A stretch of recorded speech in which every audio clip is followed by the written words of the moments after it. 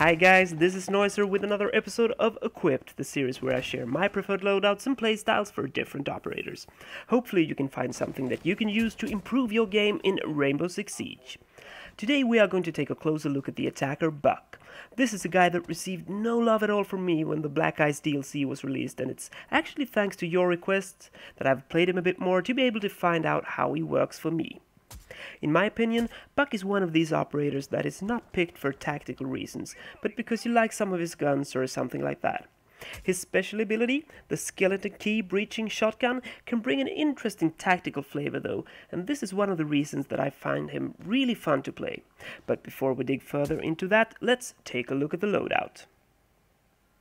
Buck is a medium speed, medium armor operator with a shotgun mounted under his primary gun as his special ability. With this, he can make holes in breachable walls, floors, ceilings and barricades, and even get kills if the enemy is real up close and personal. Buck can choose between two primary weapons, the C8 assault rifle and the CAMRS designated marksman rifle. For some reason I've ended up only using his DMR. Actually, both Buck's primary guns are on the weaker side compared to other guns when it comes to damage per bullet. At least according to Sergio's damage spreadsheet that I use as reference in my videos. I got it linked in the description below if you want to check it out. The C8 deals exactly the same damage per bullet as Ash's G36, but has a damage drop-off that starts at 20 meters compared to 27 meters for the G36, which actually makes the C8 the lowest damage per bullet assault rifle in the game, below 15 meters.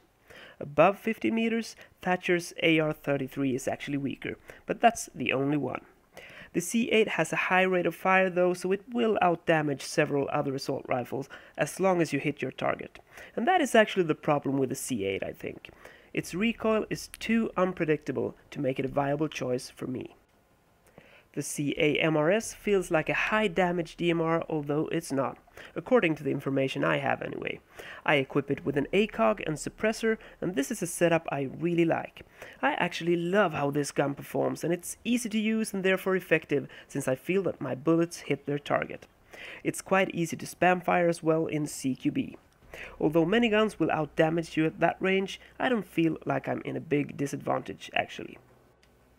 For the secondary, Buck have the MK1, which is a medium damage pistol that will deal good damage at range though, as the damage drop-off doesn't start until 25 meters. I often go with frags with Buck, since I rarely use any of the other attackers with frags, except for Capitao that I've played quite a lot. When I play Buck, I try to play a supportive sniper role without camping outside.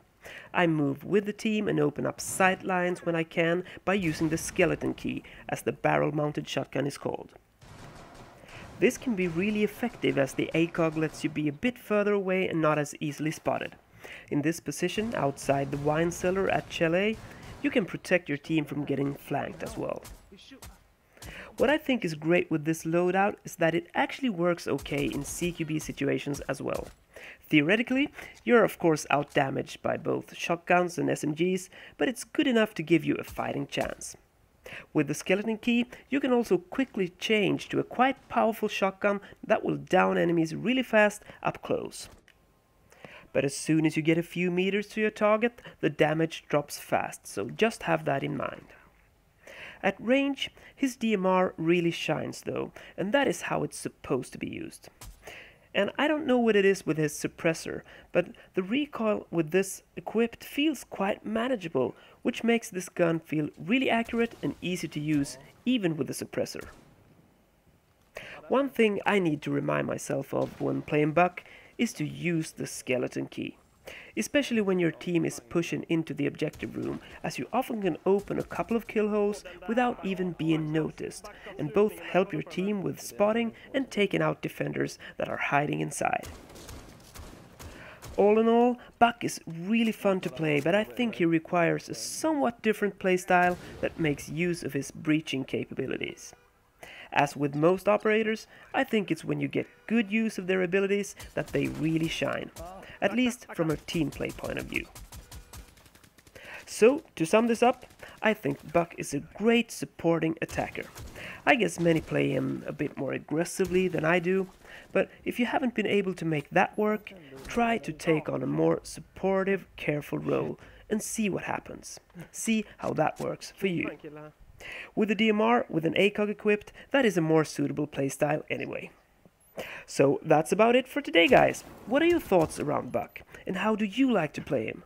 Have I missed anything that you would like to add, or do you have some own tips and tricks that works great for you? Please share your thoughts by leaving a comment below, and don't forget to give me a thumbs up if you found this video helpful in any way. It really means a lot to me. If you're not already a subscriber, hit that subscribe button to stay up to date with my future content. On Sunday, it's time for another episode of Quick Tips, and until then, I will keep being Noiser. Hej då!